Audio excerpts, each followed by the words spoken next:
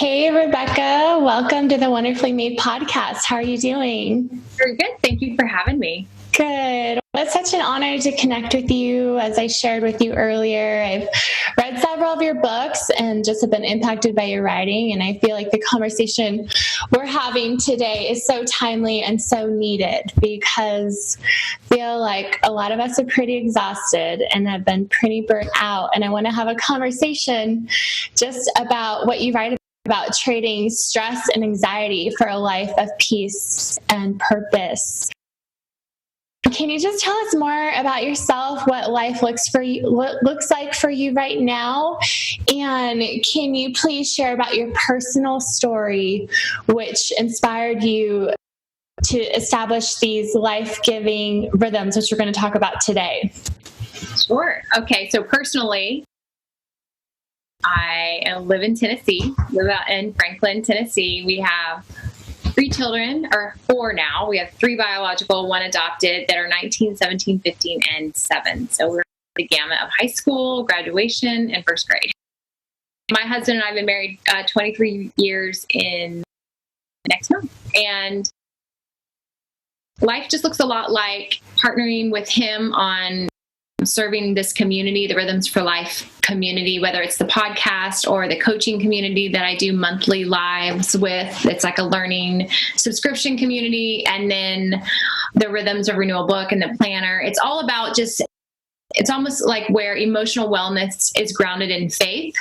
And it's all about keeping anxiety and stress at bay through just very simple practices that we believe that God invites us into where he already dwells.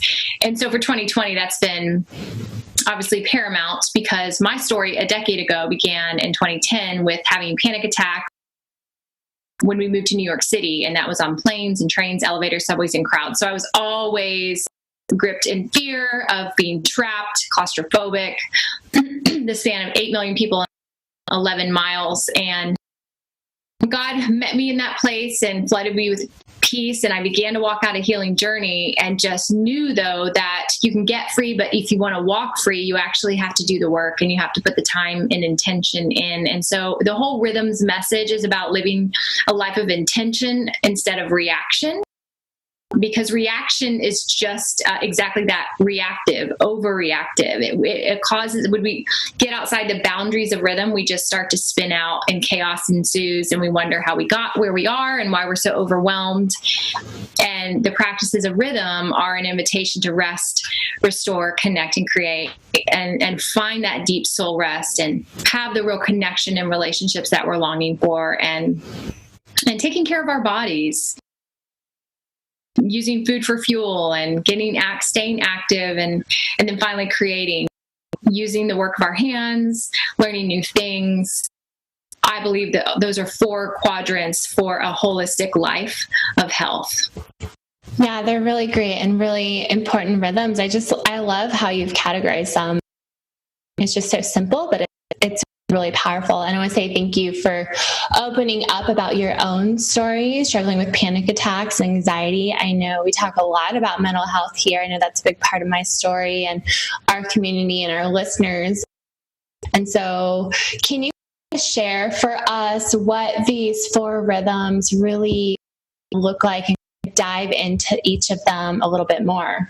Absolutely. So rest and restore are the input rhythms, and connect and create are the output rhythms. And the reason why the American Institute of Stress believes that research shows that 77% of us have physical symptoms of stress, and that's racing heart, sleepless nights, a mind that won't quit, shallow breathing. And it's just our bodies responding to a very depleted personhood, right? Like our bodies are rebelling against the fact that we've been so output oriented. We're always going, we're always busy, we're always doing, because we're working hard to actually avoid pain, and prove something, prove worth.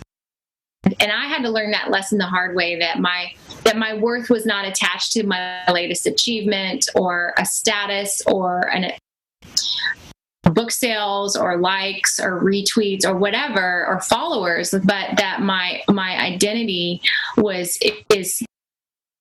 all about who God made me to be, not how I live my life. Identity is there first and foremost. And As a result, I think that input rhythm is what brings us back to spiritual formation of who are we in Christ and how are we set free already, and why do we not live in that way? Why do we react and push against that belovedness? And so that rest rhythm is all about your inner life, your heart health, that spiritual health. Like, am I okay?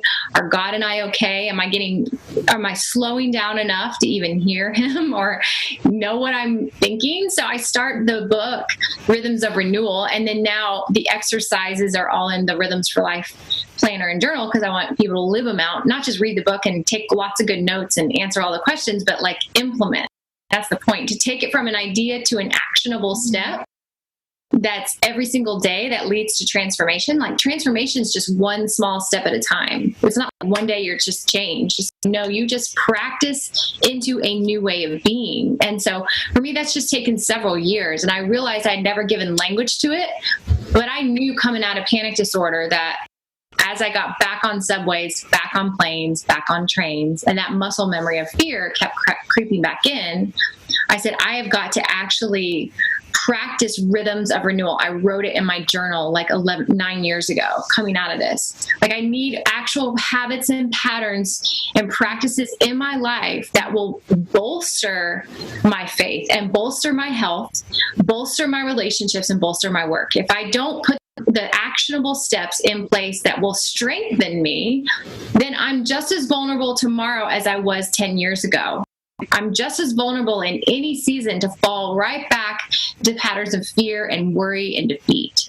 And I just knew that mental health requires pursuit. It requires, we're not powerless to the circumstances. We can't control everything that happens outside of us, but we can control how we respond to those things. Mm-hmm. And so I just had to just put these things in place over time to where it just got a little easier and a lot easier and a little easier. So the rest rhythm in particular is the foundational one, because I think we've just forgotten how to rest, or we've lost permission to rest. Maybe we feel like a martyr and we get more rewards by just slaving to everyone around us, but never paying attention to ourselves or our bodies or our minds or our hearts being restored. And so practices in the rest rhythm look everything from taking inventory of your life and asking those 4 questions: what's right, what's wrong, what's confused, and what's missing. And just knowing, I don't even know why I feel how I feel. We have to actually ask questions, because you can't heal what is hidden. So part of the rest rhythm is get it out. Stop long enough to actually deal with the junk that you're trying to cover or numb out to or escape. And then as you do that, there's a whole chapter on tech detox and how when you silence that noise, just how you start to breathe again. Your heart starts to feel again. You actually know, you begin to know what you're holding or carrying, or the burdens become a little more evident. And then routines for deep sleep is part of that. Examining and confessing. Once you get quiet, you then now start to ask those real introspective questions of the heart, of wounding or loss or resentment or bitterness or whatever those things are, that rejection, like just whatever it is that you've carried for a long time. I just think if the heart can't be healed, out of the heart, everything else flows. So that rest rhythm is so much about, even routines for deep sleep is our restlessness at night has a lot to do with still the stressors that we are internalizing. That when our subconscious is released, then all of a sudden we wake up and we are aware quickly of the real burdens in our hearts. And I speak for myself in that. You never get away from burden as long as you're a mother and you're a human and you love people. There's going to always be challenges of burden that you carry, especially if you have a strong responsibility strength, which I do. Like my top strength is strategy and my second is responsibility. So there's a lot that goes on in my head that I feel the responsibility to fix and then try to put a strategy in place to get there. And that's not real great at 3 a.m. Let's just be honest. I'm solving all the world's problems. And then by 5 a.m., I'm like, I'm going to be nothing. I can't contribute anything tomorrow. So part of it's just putting those demands in their proper place, which is back at God's feet, surrendering to the process of being pruned and purified in that practice. There's a part of the rest rhythm that's just about a morning routine. If you have a good evening routine, then there's a better chance you'll have a good morning routine. And how do you frame your thought life at the beginning of the day? What does that look like? I talk about Sabbath and just unplugging and having forced engagement with your kids. And it's okay, because they'll leave soon enough and they can make their own schedule, but there still are times as a mama with adult teen kids, I'm like, this is what the plan is, and you can have your social time as well, but this is what we're doing as a family this weekend, because I just know that's my role to steward and advocate for that time. So that's the rest rhythm. And then the restore rhythm is the other input rhythm. And the idea that why that follows rest is that rest is about heart health. And then as you're getting your heart healthier, things are lifting a little bit more to the point where you're ready to think about strength and endurance. Physically. Sometimes we go after physical strength, but our heart's still like, wah. And so then all of a sudden working out just becomes a new form of idolatry, addiction, whatever. But if we do it in the right proper order and our hearts are being nurtured, then the strength just comes out of the desire for that just comes out of flourishing, a desire for flourishing and vitality. It's God's giving you new wind in your sails, and you actually need endurance to execute. And so you care about vitamins, and you care about what you put in your body, and you care about staying fit or active, not because of the scale or the size, but more just because of how does it make you feel? Does it make you feel positive, hopeful, futuristic? Does it feel like there's momentum there? Like all these things happen in that restore rhythm. So there's chapters like taking a walk and seeking adventure, getting that play back in your life a little bit. I'm trying to remember everything from memory. There's 7 chapters for each in the Rhythms of Renewal book, 7 chapters for each rhythm. But brain food, like how to eat smart, that kind of stuff.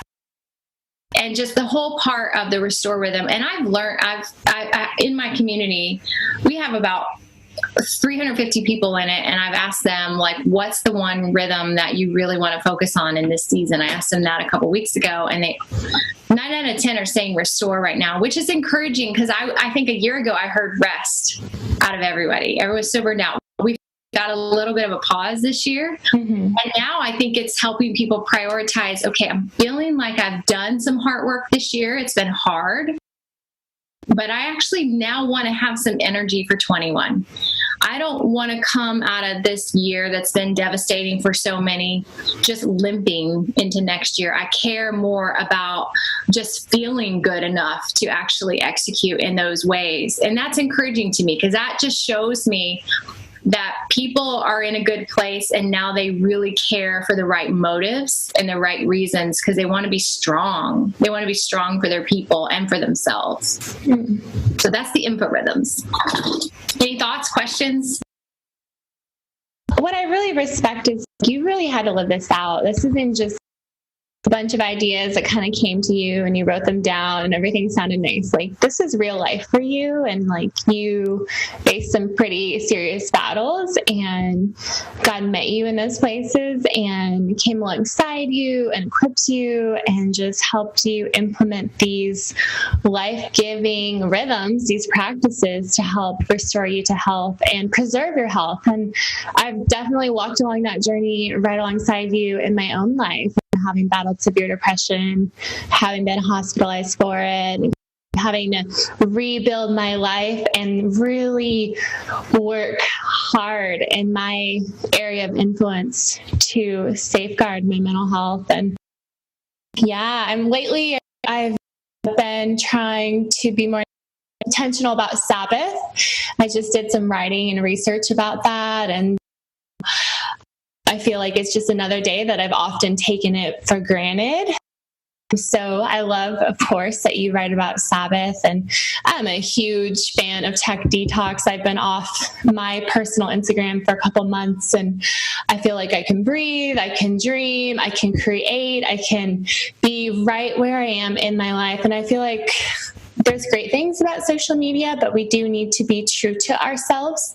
And I always say to young women, it's okay to lead a quiet life. Like, it's okay to lead a quiet, simple life.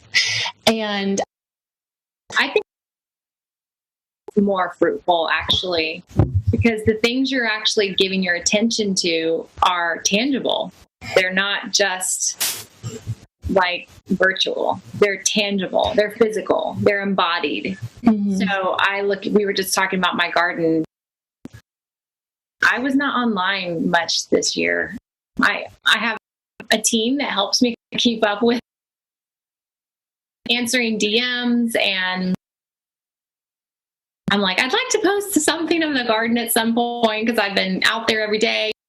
So like, it's not that I'm not ever on or checking it, but in general, I have these long Sabbath seasons from social media, and that's always when my kids are home in the summer, it's holidays.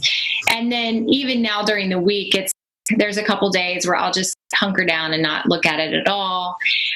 I think the cool thing about the tech detox part of it is I took 3 months off 3 years ago, and I was really addicted to it. I loved the gratification of affirmation.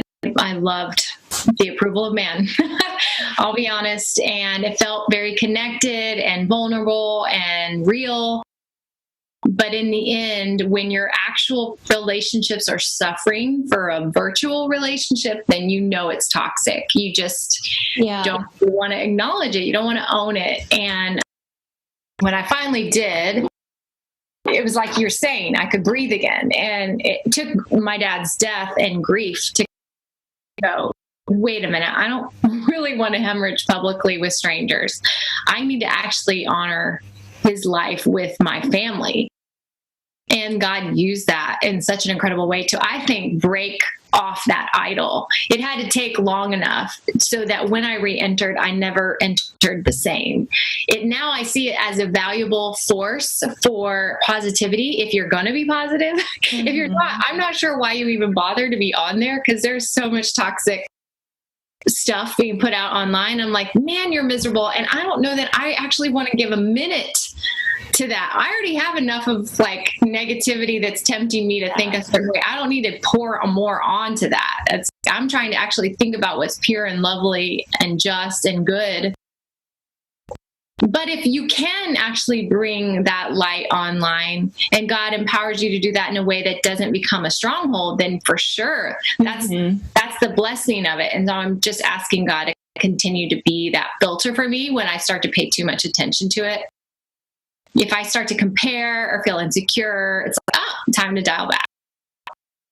In general, I think it's like everything happens for a reason, and everything happens in season. So just like you've got spring, summer, fall, winter, you've got Monday, Tuesday, Wednesday, Thursday, Friday, Saturday, Sunday, and then you've got morning, afternoon, evening. Like you can just decide what the boundaries are and just be consistent. And so maybe it's like a Sabbath a week means a Sabbath off social completely. Maybe you'll like it so much you'll want 2 days off a week completely. Maybe I'll take mornings off completely. I don't care how you do it. Or you'll just say, I'm taking every December off or every summer off. Like, just get in a rhythm of what you've decided you're going to commit to, and you'll find that you look forward to it. You'll look forward to the unplug, exhale, zero expectations. And I do think the more we live that way, the less likely we are to come back the way we left it, the less we even desire it. And because you are offline, you're working with your hands, like you're trying new recipes, you're cleaning out closets, you're reading to your kids, you're going to the pool, they're like actually having to do stuff. You know what I mean? And to me, that is living. That's actual life. And that's why I think the less we're online, the more alive we feel. Yeah, definitely. Those are some great insights. And it doesn't have to be all or nothing. We can have these boundaries that really protect us so we can experience the positives of it. It's hard.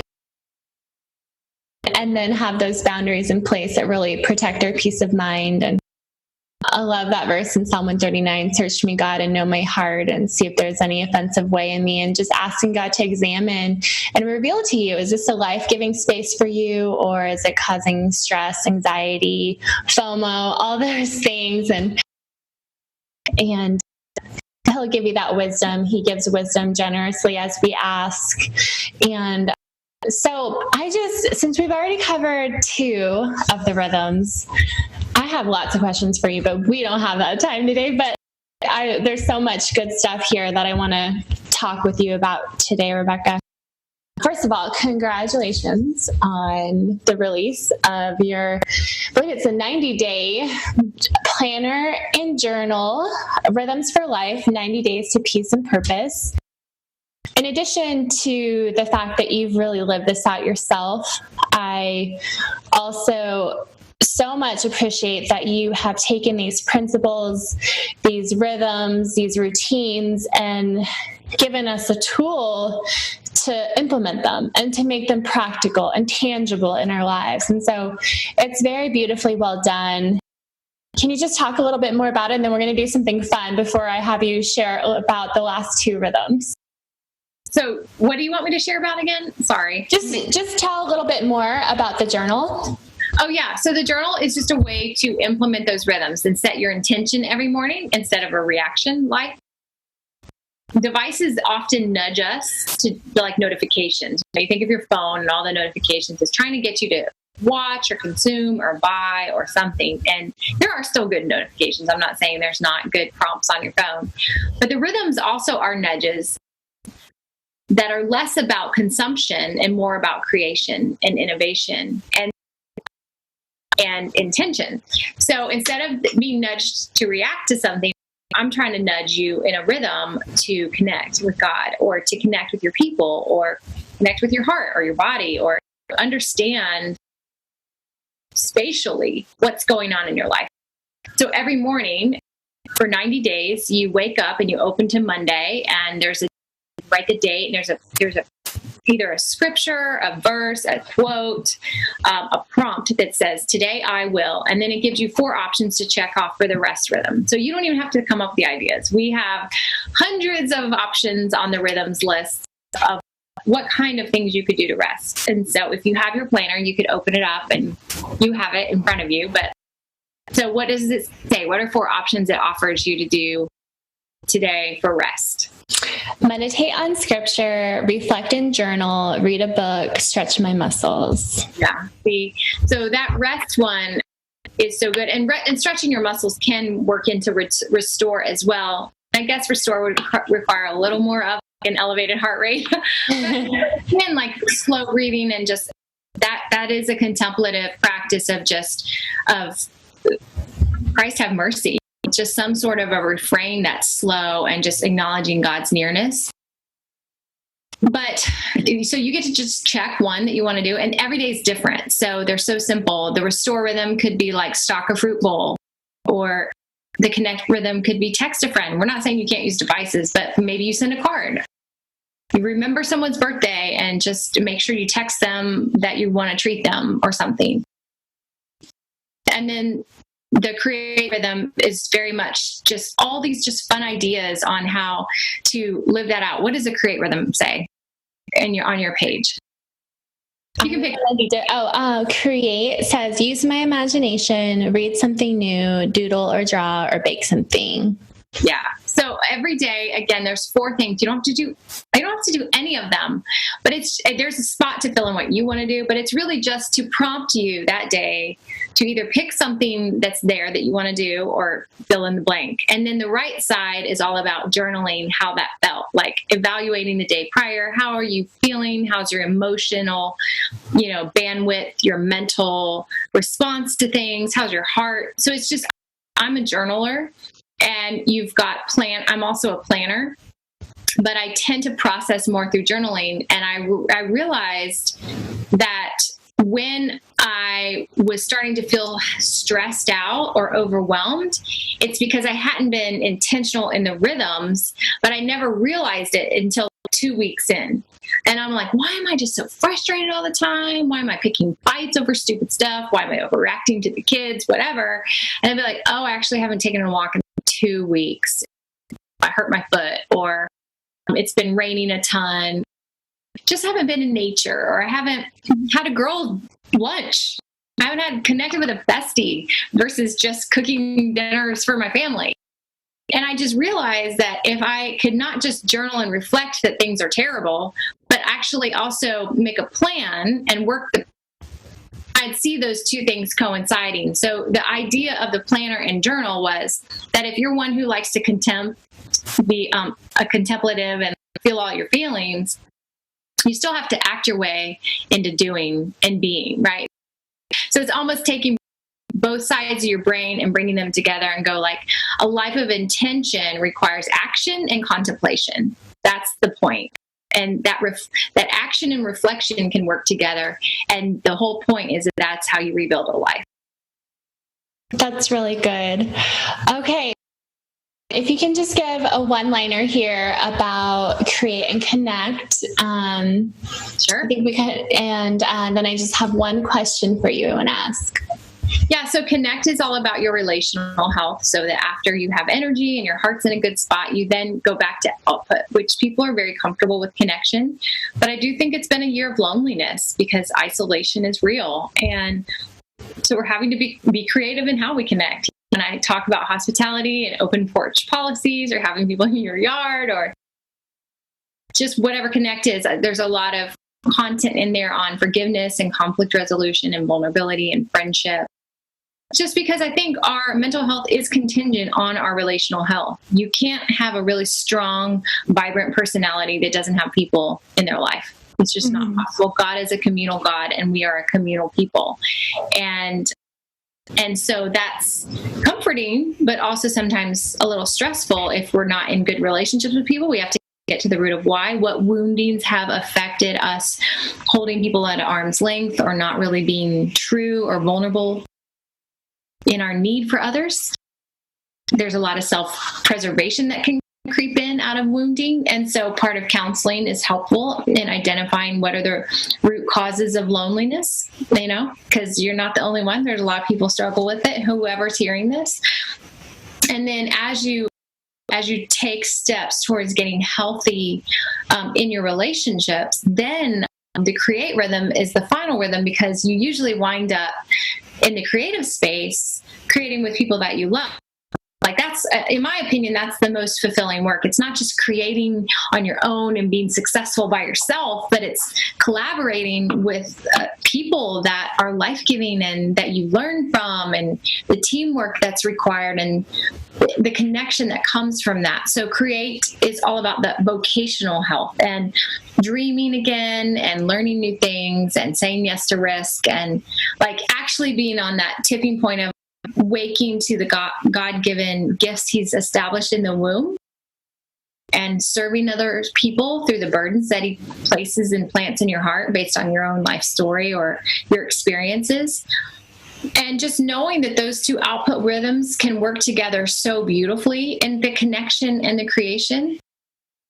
But they, like the first two, they require intention. And so that create rhythm, I like to just spell out ideas and ways to do that in a healthy way, just like I do for relationships as well. That's so great. Rebekah, appreciate you so much breaking this down for us and taking these really important life-giving concepts and making them practical in our own lives. And so thank you for giving us a great book, or several great books, and a great tool here with Rhythms for Life. And just as we close, what do you want to say to the woman who is burnout, the young woman who is burnt out, stressed, anxious, or depressed? What kind of words of encouragement do you want to share with her today? I find a lot of people who come into my coaching community, it's once a week, we do lives. If you want to learn more, that's RebekahLyons.com/community. We're always welcoming new people every couple months to just be a part of it. And it's a community that grows together and challenges each other, which again is that connect and create rhythm. I think courage begets courage. Freedom begets freedom. But a lot of times what I hear from people who enter for the first time, they are coming in overwhelmed, just like I was. They are feeling like, I've got to get all the rhythms. If I do all these rhythms, I do them perfectly, then that will fix everything. And I think the first step, honestly, to charting a new path is surrendering the life that you want to leave behind. Like, not trying to hold on to it and preserve it, but actually be ready to release it. And when I say release it, sometimes that sounds painful. Oh, you mean I can't like what I liked or do what I did? And no, but the goal here is that if you're stressed and overwhelmed and burned out, there's chances that you are making self-destructive decisions. You didn't mean to, you didn't intend to, you didn't set out to. You were just doing it to comfort, to numb out, to medicate because you didn't know another way. And so when you start to go, okay, I don't want to continue to live the same patterns every day that I've been living because here I am, unhappy, depressed, discouraged, defeated. I don't even know what my identity is. Like, then let's go, okay, so if you really want to rebuild a life, then just one small step each day of intention is really all you have to do to start. And I always tell people, if you just change one thing today, get off your phone. Get off your phone at least every day until 10 a.m., like double digits. Don't look. And so by doing that, like by not even looking at anything on your phone until 10 a.m., that all of a sudden gives you the opportunity to establish a morning routine. And that first hour of the day will it sets the framework of your whole day. It will actually reshape the following 15 hours of your day.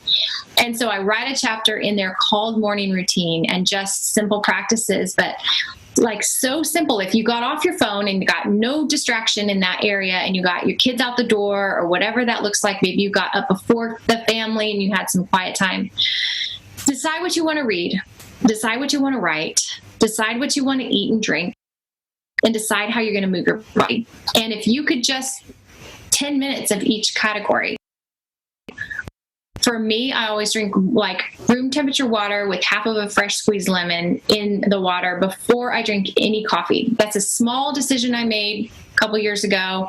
And what happens is when you sleep, all your organs are dehydrated. They're just really thirsty. And the worst thing to put on them first thing in the morning is a dehydrating cup of caffeine coated in sugar and creamer. Because dairy is an inflammatory and sugar just makes you crash about 30 or 40 minutes after you ingested it. So if you just actually change what you put in your body right out of the gate, hydrate instead. And the reason it's room temperature, it doesn't have to be warm, but you don't want it really cold because your body actually has to work harder to warm it because your body's temperature internally is 98 degrees. So you want your body to not have to work so hard to rehydrate itself. And you can drink a lot faster. And that fresh lemon is a detox. It's like a cleansing of any impurities or just hanging out in this is too much information, but it flushes your system. And then you can have your coffee. And I would encourage some protein if you can. We have chickens, so of course I have an egg on toast pretty much every morning.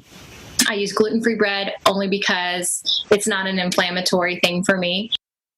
And it keeps my energy up. Then I'll spend time in scripture. I'll journal. I'll pray. I'll read a liturgy of gratitude, whatever. And then at some point I go get on a mat in my room for 15 minutes, 10 minutes, and just do like Pilates, stretching. If it's nice, I'll just go for a walk for 15, 20 minutes. It does not have to be like run to the gym and do something hardcore, but just those several things of intention, because you weren't on your phone and you made room for something new. I promise you, after a week of that, you will be so motivated to keep going. You will be like, okay, I just made a coffee to a friend, and I just sent a gift package to somebody, and I actually mailed a birthday card on time to somebody, like an actual card in the mail with a stamp. Like, you'll be surprised. And then I made dinner, and it was not terrible. It almost will actually encourage you with more optimism and momentum to keep going. So don't stress about all of it. Just start with your mornings and see what goes from there. That's great advice. I totally back you up on that. Thank you so much, Rebekah, for being a guest here on the Wonderful Made podcast today and sharing your story and your insights with us. I hope we can keep in touch with you, and just congratulations on the release of your 90-day planner and journal, Rhythms for Life. Definitely be checking it out. And we are going to be doing a giveaway with it on our newsletter and in all the places. So keep an eye out for that. Awesome. Thank you so much. Thanks. Okay.